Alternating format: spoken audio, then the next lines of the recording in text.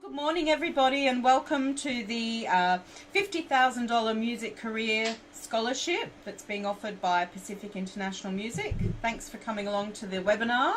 And this is the crew here that's organising the webinar. So this is, put together basically so you guys can meet the crew, find out a bit more about the package, and ask some of those burning questions, no doubt about what the judging panel will be looking for.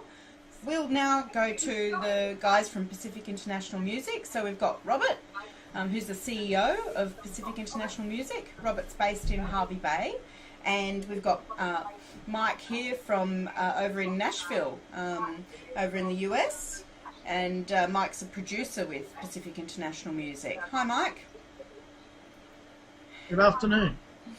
So, guys, can you tell us a little bit about how you became producers and how PIM was born? Mike, do you want to kick off? Good evening, everybody. How you doing?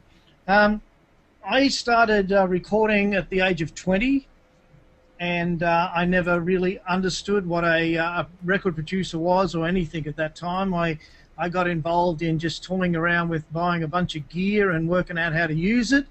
And many years later, I just thought I was a recordist, and then I met a very famous Australian producer and realized I was doing exactly the same role as he was. So I then quickly put my price up and started making records. So there it is. Nice. And Rob, what about you? How did you get into being a producer? I met Mike. I've always dabbled in recording since a teenager. I met Mike Flanders in his capacity as a producer and mine as an artist about 9 years ago.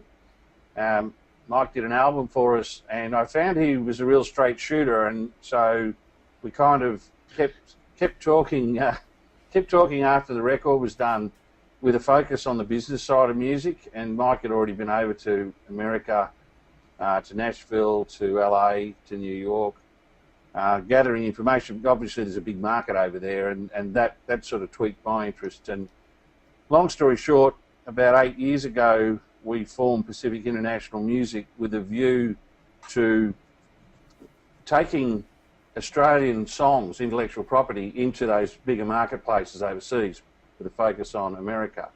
It's now extended to Europe. But while we would be doing demos to pitch to people, and people started to hear the demos. And Mike and I have always been, it's all about the song. That's kind of where our passion is, and probably shared a passion that perhaps music hadn't been so healthy over the since the early 80s. Everything kind of got a little bit watered down and a little bit, I don't know, disposable music and cookie cutter music, that sort of thing. So we put a lot of passion into our demos, and people started to hearing those in Australia and Nashville, and wanted us to work as a production house as well, which led to me becoming a producer in Australia and Mike continuing his services as a producer over there. And I mean, the bottom line is we're both passionate about real music, and we love to work and develop the artist to their strengths. Okay. And that sort of passion, like working for the song, I always, when I'm working with someone, it's like, I will defend your song even from you, the writer, if never in an argumentative way, but in a creative way. We've got to work for that song. And so that was sort of 8 years ago we kicked off that, and here we are today. Okay. And so what brought about the scholarship? Why did you guys decide to do the scholarship? Well, one of the interesting things, Mike was on a visit over here about 3 or 4 years ago, and he was taken back at some of the festivals we attended at the standard of talent. You're working in America, you're working with the best of 330 million, so the bar's set pretty high over there. And came back here and was just amazed at the talent level that was in Australia, and I must say, so was I, but I was convinced of that already. So we wanted to get a snapshot of that, and this is what the scholarship's all about. Who's out there in all genres of music who's out there, and let's hear you. And the winner obviously gets a big leg up with the $50,000 prize package. But it'll give us a snapshot of who's out there and who's doing what, because we're active people in the music business, and it'll give us a look at who's out there, and that's what we're looking for. Okay, guys, thanks very much. So I've got Karen here with me. We're both based on the Gold Coast. I'm with J Music Australia, helping with the administrative side of the scholarship, and Karen is the director of J Music Australia. And J Music Australia is offering quite a lot of things with the scholarship, the electronic press kit, the J Review, the consultancy meetings, and the J Sales package. Yeah.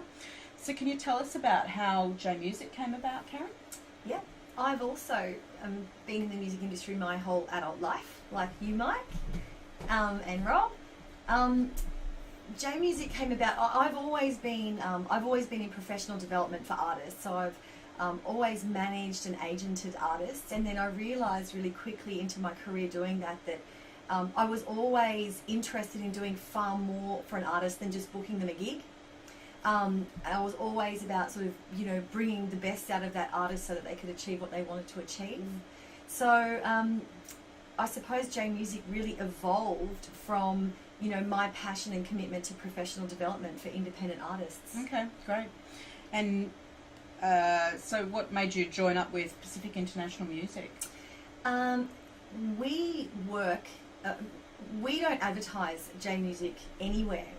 All of the artists that work with us have been referred to us by an industry professional from somewhere in our country, whether it be a producer or a festival or from radio or from a publicist or whatever it might be. Everyone that comes to us has come from some other industry professional somewhere.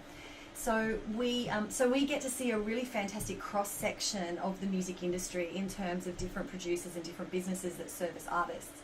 The thing that is very attractive for us as a business with Pacific International Music, and why I'm always 100% confident working with Pacific International Music, is really about their commitment to the artist, their commitment to honouring the artist's creative integrity, making sure that the product that is developed is really what that artist's about and not trying to change the artist into something that they're not, into their commitment to producing quality recordings at all times, which is fantastic as well. And just, I suppose being the kind of business that are always happy to,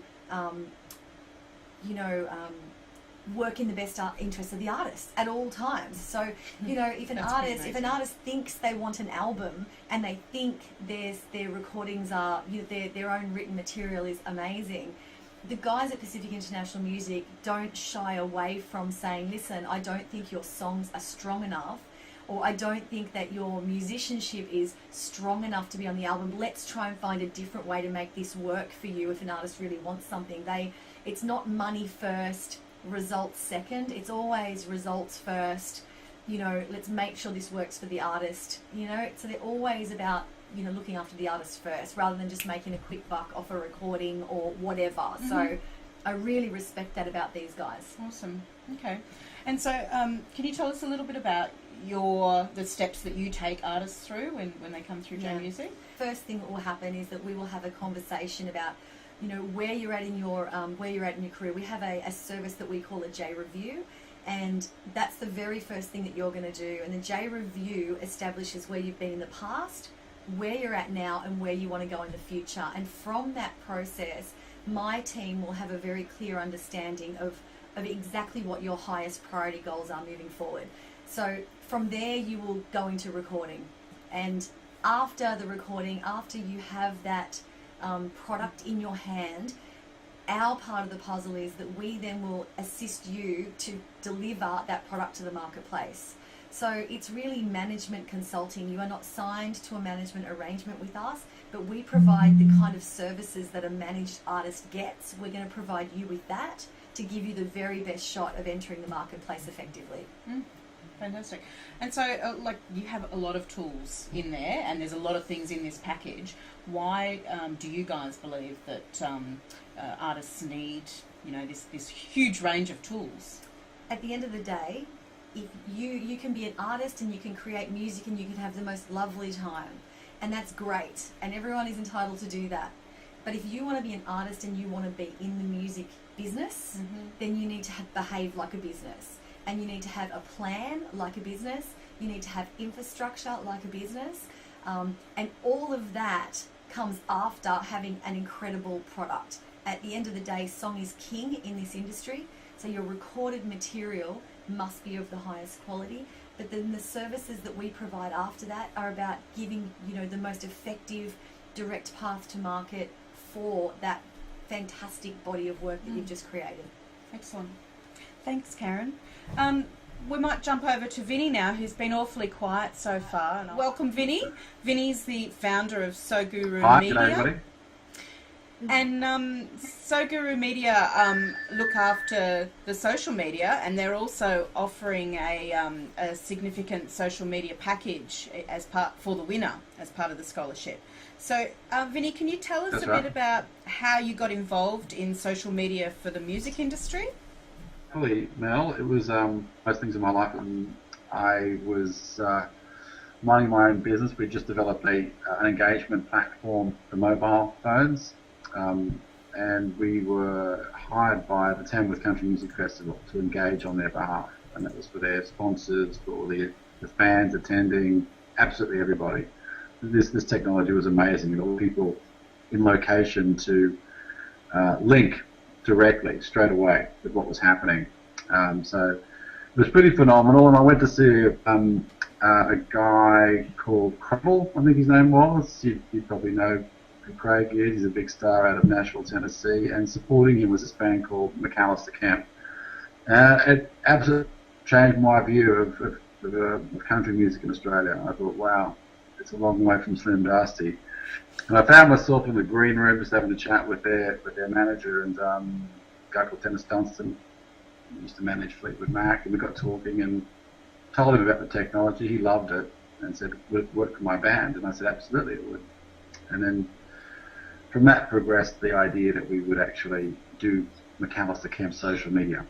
And I looked at the industry and I just thought, oh, social media, put bluntly, sucks in this industry. It's just, no one's doing it well. It's awful.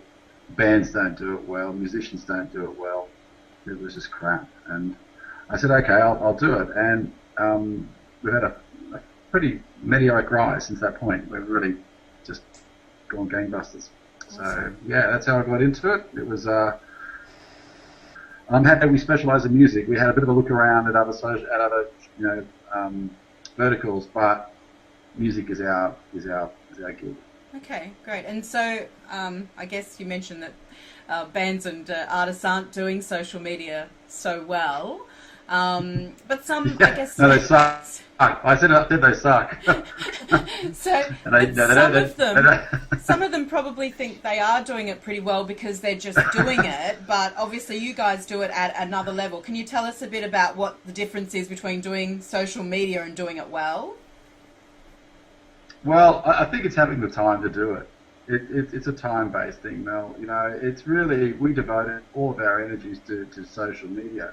Musicians, or anybody in business, doesn't have to run a coffee shop. Your whole idea is to serve good coffee. If you're a musician, you make good product and you entertain people. We just let the market know how good an entertainer you are. That's what we do. So we've got the time to do it. Yep.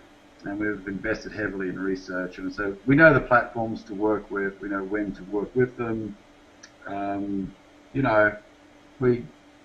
It's about that, it's about specialising. That's what we do. It's like Kaz and Mike and Robert, they do an amazing job of what they do because they devote their energies to it. We do the same in social. Yep. Problem is, I'll just say this quickly, but I think everyone thinks that they can be social media guru because we all do it, we're all online, we're all tweeting and seeing in our social lives, but it doesn't translate that well to business. Yeah. And so what will the winners get from So Guru Media? What's the package that you guys provide? Lots of guru love. We'll love the winner to death. We'll give them 3 months maybe even 4 months if we love it. Maybe even 4 months. Free social engagement, and we'll teach them a lot of stuff on the way too. We'll share as much as we can our knowledge. We won't give away the voodoo about what we do, because then they would become social gurus and put us out of a job. But no, we'll be giving a lot of love to the winner. Okay, fantastic, great, thanks, guys. A big one that comes up a lot is what will the judges be looking for? In a word, greatness is what you're looking for. And so what is greatness? It could be the star quality of an artist. It could be the strength of the songs. It could be an incredible vocal tone. If you pull apart any act, I used Neil Young as an example of the last one. Not a great singer, not a great player, but he has a thing, and he writes these great songs, and it's not everyone's cup of tea, but he's done all right out of it. And then if you compare that to, say, Lady Gaga's sort of got this bizarre thing going on, and that really works for her. The Rolling Stones, there's no great musos there, but look what they do when they come together, and they've got this great act and this great groove. So it's not one thing, we're just looking for what's out there, and we are looking for greatness. Let's face it, mediocrity isn't going to be incredibly successful. So there's no magic bullet here, but I think one of the things that Mike and I still laugh about today was a seminar we attended years ago, and a guy got everyone's attention saying, I have the key thing everyone needs to know to be successful. And everyone stopped and listened and picked up their pens and paper, and he said, don't be crap. And that's it in a nutshell. Can't be crap and make it in the entertainment business. So we're looking for greatness, but that can come in many forms, as I said. Thanks, Rob. Karen, I guess there's going to be some things administrative-wise that we're looking for as well. The success of this applicant that wins this bundle of opportunities, success really comes down to the winner at the end of the day. When we can offer all of these, incredible opportunities to work this artist and this product, but there's definitely like a winning mindset and a never give up mindset and a hard working mindset and all of those things. So we're also looking for that. You could be the most incredibly talented artist, but if you're not hard working and you're not willing to knuckle down and do the hard yards, because this is an interesting industry to be a part of, then it's not going to work for you. So we are looking for that, a degree of that as well. We want to hear how passionate and committed an artist is to making this work for them, because without that, all you've got is a song. You've got this great song, but you need to be determined and committed and passionate and all of those things, and hard working, because it is hard work. Yeah. And so will you be looking, I know one of the questions was about what people have done historically towards their career. Is that sort of one of the things you'll be looking for, is how hard they've worked in the past, or can someone come in that's fresh and express that they've got a passion as well? Look, I think it could probably work both ways, and I know that's being a bit airy-fairy about the answer, but there's going to be some artists that apply for this scholarship who can demonstrate to us a real work ethic and a real commitment to moving their career forward, and for whatever reasons, be it financial, be it some family issue or whatever it might be, they've just not been able to take it to the next step. So there's going to be artists like that, but there's also going to be artists out there that are just hungry. They might be brand new, but they're hungry and they're ready and they want to learn and they really want to, make this happen. And it's pretty easy to identify those artists pretty quickly. Okay. So yeah, I think that the answer to that question is probably twofold. Yeah. So we can't just there's no way we can just say this is exactly what we're looking for. Yep. Because it's uniquely talented and determined and hungry to make it happen. Okay. Those two things. And so trying to express that through their application is the important. best. Yeah. Great. What platforms of social media does So Guru use for artists? Does this include things like Instagram and YouTube? Vinny, you might want to answer that one. Well, the short story is that, look, we use everything available. It's a full toolkit, and we just use it in a way which is really appropriate to the artists. And every artist is different. You know, it's just there's no two artists alike. They're different musically. They're different from the way we market you. So yeah. Okay, fantastic. We've got a question here from Sarah. There's actually 3 Sarahs, so this one's from Sarah Bird. Do you guys help develop an artist's style, genre? There are a lot of artists that cross genres, and was wondering how you would go about helping producing an artist that might not be your typical pop or typical rock or country. Do you think an artist needs to fit in a box or in a set genre? Just Get out of the box.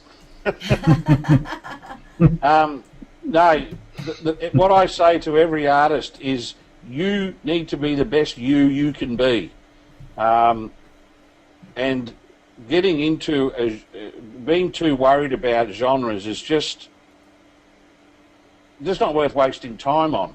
I mentioned, I think, in one of the other, the artist Lord. I don't know what that is, that music, but I don't care. It's great. It's different. It's minimalist production with great harmonies and good melodies, and it's not like anything else. So the thing is, don't try and be the next one of that. A lot of people do that. Just be what you are, Michael. Well, yeah, the artist will be in a genre, whether he or she realises it or not. Yeah. And Lord is a pop singer, which means popular.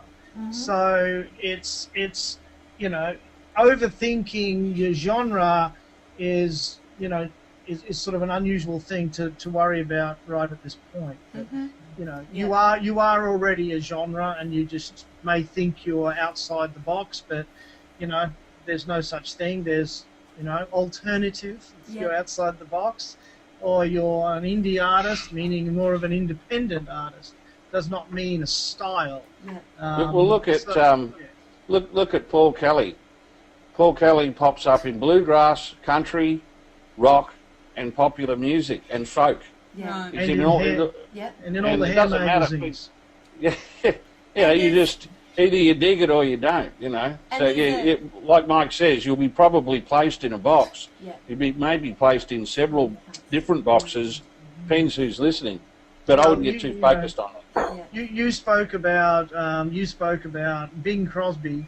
Well, the weirdest thing is back in the record days, they focused more on genres, so people could walk into the record shop and know what part of the department store to go and buy that particular music. In the digital age, I'm going to hand that over to Vinny, because I'm not the digital guy, as you can tell. I'm flat out working my headset. Yeah. The other thing is, like, I manage an artist that we have put in we call him acoustic pop, and Carl Wachner, his name is, and the interesting. I've never heard of him. Pacific International Music. Mike Flanders produced his album, and he's a really cool artist. He's got the dreadlocks. He's awesome, fantastic album, pop, acoustic pop, and we released the first single and the album, and it's doing great, getting lots of great traction. But also over here on the side, the country have decided they love it. And so all of a sudden, we've got this whole other campaign happening over here in the country music sector that was completely unexpected, that we were completely not prepared for. So now we're running from behind, trying to catch up to this country music thing, who just see him as a little bit alt country as well. And so, you know, it's really, sometimes you'll put something into the marketplace and the people will decide. Well, I think sometimes when you bring an acoustic guitar into the blend, you know, whether you are John Butler or whether you're Carl Wachner or Paul Kelly, they tend to throw you in that singer-songwriter bucket anyway, and that does cross-pollinate into several things. And from a social point, you might grab a country fan that wasn't such a fan of that style before, and so it's a good thing. It's a positive thing. Fans are a positive thing. We shouldn't have to spoon feed them what they think the genre is. Does the song hit their funny bone or not? And that's exactly what we're looking for. We're looking for something that turns the light bulb on. We don't know what's going to turn the light bulb on, but I think the vast side of this is, we are a group of industry professionals and we're very helpful people. My wife used to beat me up in the old days. I'd make a record for someone and then spend the rest of my life trying to promote it, and that was never my job. The fact is that we love to see things we work on successful, and if we see a glimmer in some kid's eye that isn't quite at the finish line, we're probably going to throw him a bucket of water and help him to get there, and he may not be a winner, but he may be someone that does work with one of us along the line somewhere. So I think this is a wonderful campaign. Here I am talking from the other side of the world. I will help, that we can hopefully help some people that, need some help. Sarah Stop me says, from talking, Vinny. Sarah says that she loves to hear that. That's great, about the genre. Thank you, and Sarah. She's also a fan of We love you already, Sarah. Yeah, well, she's also a fan of Carl Wachner, so she's got his CD. She's No. impressed, Karen. We love her. Well, Yay! Natalie's asking, boy. does age play a factor? No. I hope not. I hope not, or we're out of business. Yeah, exactly. No. No. No, Just no. that you have to be over 16 by the 31st of July, that's all. Yep. How many, sorry, this is from Seal, I think. I hope I pronounced that right. How many MP3 samples or songs would you prefer to be included in the application? Do these need to be original songs? Preferably. Preferably original? Preferably, but they don't have to be. If you're if you are not a great songwriter or you don't songwrite, you might be that artist that Mike and Rob are talking about, that might be an incredible artist, entity, performer who might do really well with someone else's material. So don't let that shy you away from applying. Show us what you've got. Tell us what you've got. Don't let that shy you away, because if you are identified as a great talent, but you need that support with the songwriting, which Mike and Rob, you guys correct me if I'm wrong, but most of the most high profile artists in our music business today don't write their own material. So don't let that shy you away from applying. That's right. They co-write with, and I've been, a friend of mine has been writing on some huge pop records in Los Angeles, and he's been flicking things to me, and he's actually working on, I've been helping him work on Diana Ross's son's new record, Evan Ross. And there is 9 producers on that floor, programmers, all working for that one act. Yeah. So that'll tell you how much time and effort goes into large artists like Rihanna. Wow. I mean, we've been flicking things back and forwards to her now for maybe 5 months, and she must have the same. There's just dozens of people throwing stuff at the main producer and hoping that we will get a morsel. So. And so that how many samples should they be uploading? I think there's 2 samples that are available to be uploaded on the application form. It's just the photo and one sample. I And think. one sample. Yeah. So look, if you believe that you have more samples that you would like us to hear, email them to us. No problem whatsoever.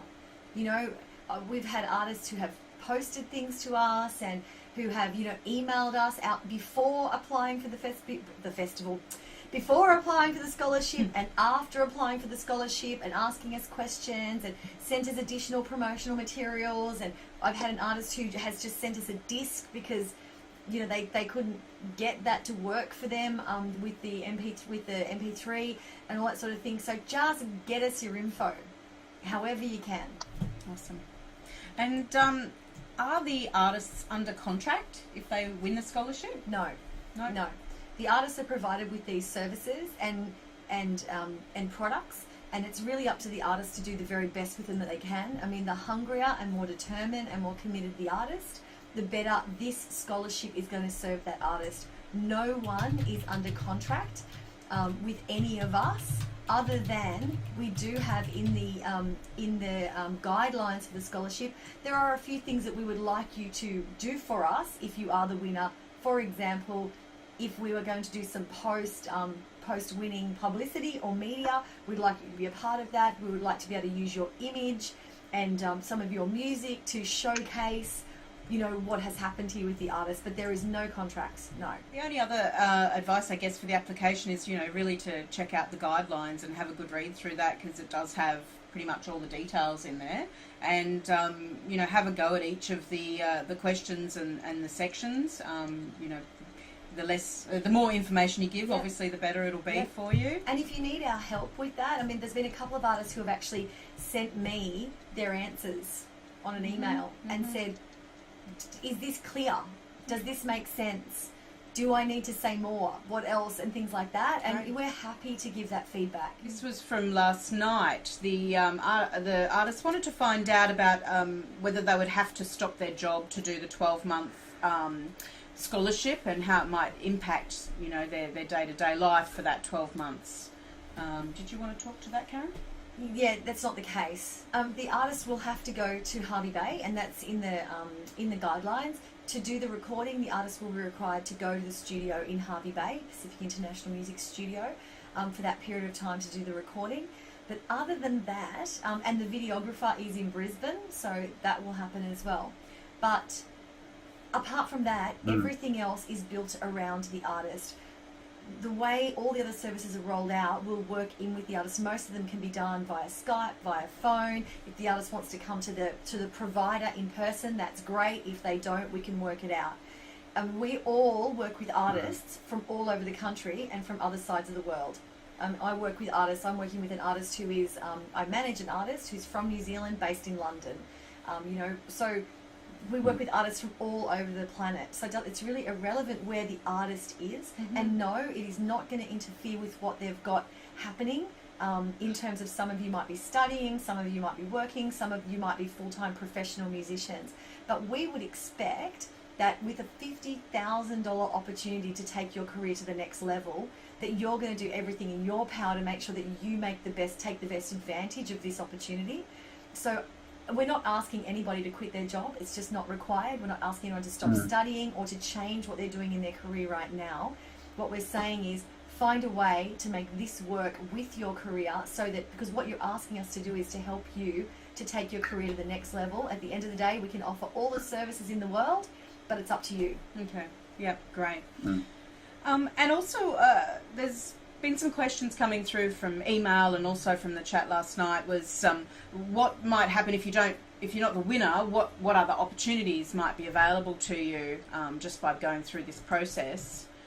Mike, do you want to have a chat about that? Sure.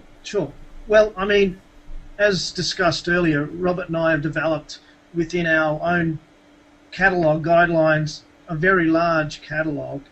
And so I'm always looking for, you know, quirky, interesting songs for, you know, multiple reasons. Obviously, film and TV placement is something that I'm extremely focused on at present. So if there was somebody that, you know, was really quirky and interesting that I thought would, you know, have that tune, could be a really quirky voice that wasn't picked for particular, you know, scholarship reasons, but you know, I would love to then engage in some type of conversation with that person and see what they're up to, and whether, you know, that content or them would be interested in, you know, making themselves or their content available. So, as Robert discussed earlier, I've placed songs into film with people that I've worked with prior, because I've got, you know, I keep everybody's master when I've finished a project, and luckily, you know, that's hundreds of songs, so I can go to, you know, my iTunes or a folder and go, oh, I'm going to listen to this and place that into something. And so that is definitely a little gem that I'm always looking for. And, you know, as Venny said, you know, I mean, the bottom line is we we don't, it's so vast. We don't really know until we hear it. And, that artist might have a zero social profile or might be such a crazy worker. Like I worked with a girl by the name of Coles Whalen, and she's from Colorado. She must have had hundreds of video postings, and she's incredible. And you wonder, she's as good as Sarah McLachlan. Why isn't she, bigger? And then, as we know, some of these artists are also fairly self-destructive. So it's interesting when you go into the psychology of an act. But, that's what I may be looking for. Maybe no one else is looking for. So. Okay, awesome. And Vinny, you also had some things that people, may receive even if they're not the winner. Oh, without a doubt, yeah. I want to engage with as many people out there as I possibly can. There's only going to be one winner, but the level of application is huge. It's high. It's a fantastic talent out there. It's really J Music and PIM Unearthed show here. Unearthed is an amazing talent. So, bring it on. I will definitely have a conversation with anyone who wants to have a conversation with me about their social, and we can see where it goes. 45 minutes to an hour of my time. It's a big pleasure to talk to all of them. So, okay. And through that, I'll give some tips. And we're all the same, right? Like anyone that's applied for the scholarship, we all provide services for independent artists, and so at the end of the day, we're all open to that. But it comes down to the artist. That's right. You can offer that stuff, but it just not a lot of artists will then take that up and contact. So this is a great thing about these webinars is that we're saying to artists, we know exactly, Mike, and we know what this industry is like. This is an industry where you artists would know this, that you will make 100 phone calls to get one response. You will send 100 emails to get one thank you for your email. It's just not how the industry is. That's right. We all intend to operate differently to that.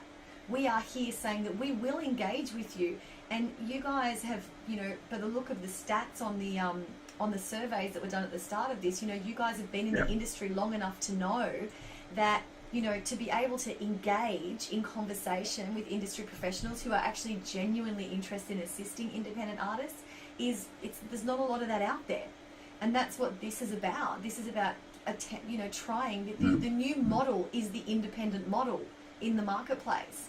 So at J Music, we know that the services that we offer are quite unique in the marketplace. There's not hundreds of companies, or even 10 companies, or even 5 companies out there offering the kind of assistance that we offer to independent artists. So, we don't need to advertise. Our industry professionals out there who we work with and refer to us, they know how important the service is that we provide. So I suppose this is like a direct way of us being able to talk to artists and say, look, this is what we provide, and if you haven't been referred to us by someone else, then this is a direct path to us, which is, we think's great. We work with a huge amount of independent artists. So, in the last 4 years at J Music, we have consulted with over 600 artists.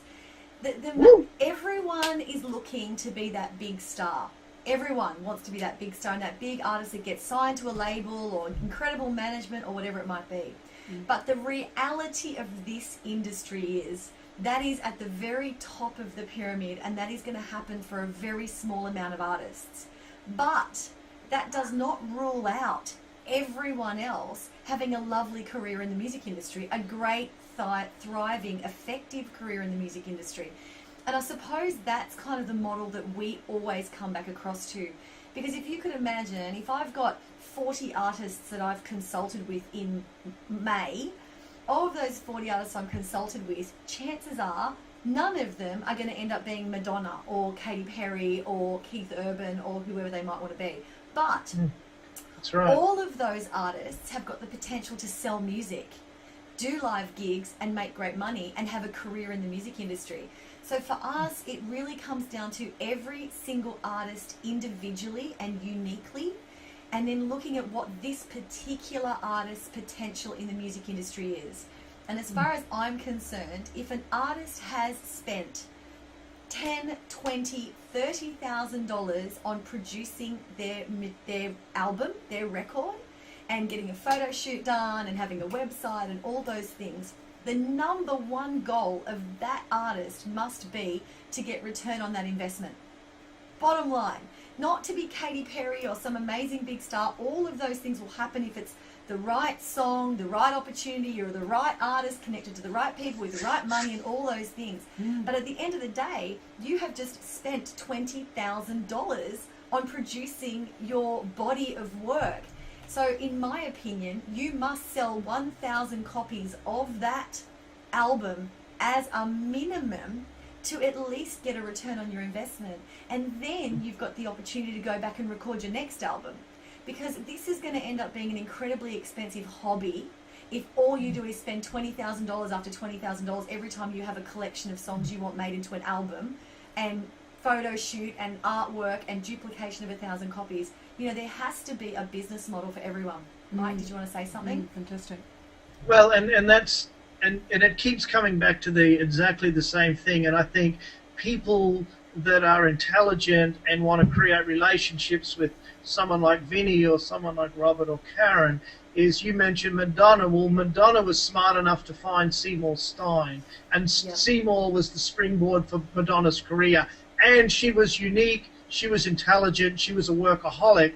Vinny probably has special codes that he does in his social stuff, show people how to eliminate, you know, I post pictures of my dogs. Is that smart, Vinny? So, you know, he's going to say, stop the dogs, Mike, and, you know, you should put a photo of your mixing console. So, and this is the truth. This is why experts should get involved in talented people's career. If you're an unbelievable motor mechanic, go back and read how, you know, Ford started his business. It's exactly the same. And I think there's a lot of shortcuts to be made for intelligent people, and the shortcut is engage with intelligent people.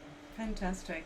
Thanks, Mike. I just want to add one thing, if I could, and that is that we live in this incredible age of do-it-yourself. I mean, Stephen Jobs, we owe him a huge debt. I mean, he's made a lot of things possible. My phone is just an incredible piece of kit.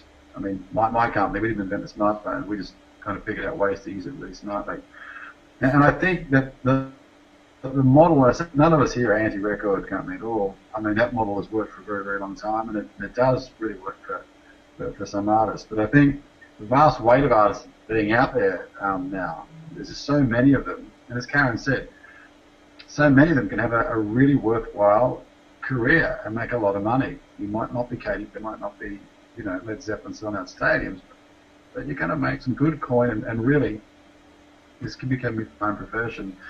And I love the way our model really works, because it's small enough and tight enough and effective and thought out enough to really provide artists with a one-on-one relationship. An artist feels pretty loved when they come through our system. I think it's fair to say. And you know, we I know Karen does, I know the boys do.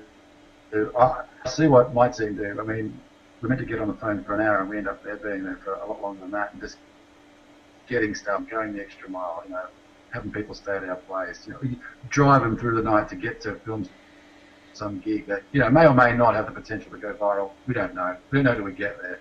A whole bunch of things. But I know this, that we don't, you know, once we take an artist on, we're just very committed to that artist, and we work out a way to actually make it work for them. And I think that's great. I think this is you know, I'm not one of these, and I'm an old guy, but, you know, I'm not one of these guys who goes, oh, I was better back in my day. It wasn't. It wasn't. No. You know, it's great. It's fantastic now, because we've got all these phenomenal tools, and so many people can get involved in this wonderful industry and get out there and entertain people. That's awesome. It's rock and roll. It's great. That's really nice to hear that. So we've got a question here from Greta. Although it's an Australian scholarship, will the winner be able to tailor their market to more than the US music market? Again, The AU, it just Australian depends on the stylistic artist. If it's a pop dance artist, well, you'd have to tailor it for the UK, or for, you know, it all depends on the songs and the type of act. Yeah. Great. And we've all got connections in all those markets, so it's just, you know, I've been creating a wonderful relationship lately with the German record label due to a couple of artists that we've worked with, and he's fully connected all the way through the United Kingdom, and so you just don't know. Again, it's just connections and people. Yep. So yes, I guess the answer there is that it would The be answer much is yes. broader, much broader. So Probably some good advice that I could give people out there in looking into the business side of music. I find artists get a fair bit lost there because it's a fairly new model, and it's sort of been glamorized on television and Hollywood to be probably incorrectly. Music business is a business, and anyone who's out there peddling, even if they're just working on weekends as a musician or if you're full-time, it's still a business. And beware, please be aware that if you're going to take advice from anyone in the music business, see what they do for a living first. Because I find a lot of people just accept really bad advice from people who, that might be a hairdresser, and as they're advising someone on a music career, I'd suggest by all means talk to anyone that's here on this webinar, or if someone's advising you, see how many records they've produced or sold, or how many live gigs they've done, and just make sure that you're comparing apples to apples. That's right. If you record with us, we don't steal your copyright. If you write the songs, you own them. If you pay for the record, you own the master. That sort of stuff spooks people a lot. And so, just be careful who you're listening to and who you take your advice from. I also think, just to add to that as well, that, even if you're talking to another artist, even if another artist was to say to you, well, I did this and it worked amazing and I sold 1,000 copies, or this happened to me, every piece of advice or anything to do with your career that you're going to move forward on must be specific to you as an individual. And I would suggest that artists just ask the question to themselves: does the person giving me the advice really understand my business? Do they really understand me as an artist? Do they understand my physical and financial capabilities? And do they understand what my highest priority goals are? If that person truly understands those things about you, then take the advice. But if you've just met someone and they said, oh yeah, well, we think you should do this, they don't really know you, they don't really understand your business, then it's probably worth just taking it in, filing the information somewhere, and then pulling it out if it actually does mean something and could possibly be effective to you at some point. Luke's an instrumental band that gets guest singers to perform with him. And will that be a problem? It wasn't a problem for Eminem, was it? There you go. No Straight worries. up. Put your application in, Luke. The prize package is designed to not only give the artist a great record, a great film clip, but a lot of people, I'm sure Mike's experienced this as much as I have, they've got a record, they've got a film clip, and then they go, now what do I do? And it's really, say chicken and egg, this business. You really need the plan as well. So that's why, when we're talking about it, you incorporate J Music Australia, because you need a plan. A lot of people go, well, I'll just get a manager. There's nothing, politely enough, there's nothing to manage yet. So you've got to build it to a point, and using a management consultant in this case who can actually set a roadmap for you going forward, and then we plug in what Vinny does, which is, I'm as clueless to what Vinny does as probably everyone else out there. I'm no social media expert, but when you look at it broadly, to be able to strategically target your audience via the internet is a hell of a lot cheaper than buying advertising space on television, radio, or in newspapers or magazines. So the bones of it make a great deal of sense. So that the package is not just to give you a record and a film clip, it's to go beyond that and help that thing get off the ground. And I'm thankful for you people being involved in that, because that's what most artists have done with us in the past. In the past 8 years, it's been that there hasn't been a plan, and there's been some great records that are just sitting there gathering dust, Mike. Isn't that right? So That's it. Yes, you see the few person that's extremely, wise, like Tanya Selfer at the moment, going crazy and working a butt off, but it's not a lot of people that have that sort of drive or have had 10, 15 years to know where they went wrong the first time, And some people just need to be shown the way. I mean, artists are artists. They're probably not coming from a business background. So there's nothing wrong with that. It's just a matter of being shown the way. And I think that's, it's really important to have a plan. Mike, got a question here from Sarah Bird. Is the winner someone that ideally has the right songs already, or is it someone that you might see the potential in and help develop them and their songs and maybe even get co-writers on board? Yeah, correct. Yeah, we're not looking for, an unbelievable hit songwriter, but if we find one, fantastic. But, we're looking for an artist. An artist does not necessarily need to be able to write their own material, but if that just happens to be the case and it goes hand in hand, well, we've done extra good, haven't we? So we're looking for an amazing artist. Michael Jackson was an amazing artist, and he did write a lot of his material, but in the early days he didn't, did he?